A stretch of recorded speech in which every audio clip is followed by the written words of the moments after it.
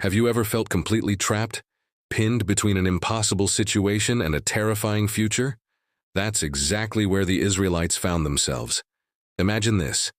You've just been freed from centuries of slavery in Egypt.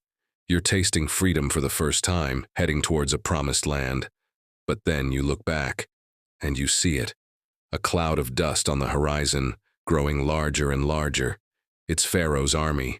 Not just any army, but 600 of his best chariots, plus all the other chariots of Egypt, with officers over all of them.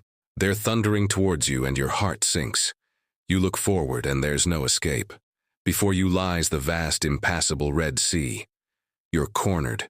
The people of Israel cry out to the Lord. They turn on Moses, their leader, saying, "Was it because there were no graves in Egypt that you brought us to the desert to die? What have you done to us by bringing us out of Egypt? It would have been better for us to serve the Egyptians than to die in the wilderness." Fear and panic are taking over. Can you blame them? The world's most powerful army behind them, and an ocean in front of them. It was a checkmate situation.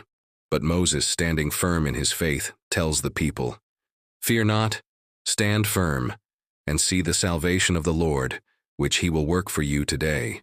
For the Egyptians whom you see today, you shall never see again. The Lord will fight for you, and you have only to be silent." What incredible faith! He's telling them to be quiet and watch God work in a situation that looks utterly hopeless to human eyes. Then the Lord gives Moses a simple, yet powerful, instruction. Tell the people of Israel to go forward. Lift up your staff and stretch out your hand over the sea and divide it, that the people of Israel may go through the sea on dry ground. And then, something extraordinary happens. The pillar of cloud that had been leading them moves from the front and goes behind them, standing between the camp of Israel and the camp of the Egyptians. For the Egyptians, it was a cloud of darkness, and they couldn't advance. But for the Israelites, it lit up the night. God had placed a barrier between his people and their enemies. Then, as commanded, Moses stretches his hand out over the sea. All through the night, the Lord drives the sea back with a strong east wind. It's not just a little path. The wind turns the sea into dry land. The waters were divided. Imagine the sight. A wall of water on their right and on their left. It's a miracle of epic proportions. The Israelites walk right through the middle of the sea on dry ground. They are walking through the very obstacle that should have destroyed them. Once the Israelites are safely across, the Egyptians in their arrogance charge in after them. Pharaoh's horses, chariots, and horsemen plunge into the path in the sea. But in the morning watch, the Lord looks down on the Egyptian army from the pillar of fire and of cloud and throws them into a panic. He clogs their chariot wheels, making them drive heavily. The Egyptians cry out, "Let us flee from Israel, for the Lord is fighting for them against the Egyptians." But it's too late. The Lord tells Moses, "Stretch out your hand over the sea that the water may come back upon the Egyptians, upon their chariots and upon their horsemen." Moses obeys. As the morning dawns, the sea returns to its normal course.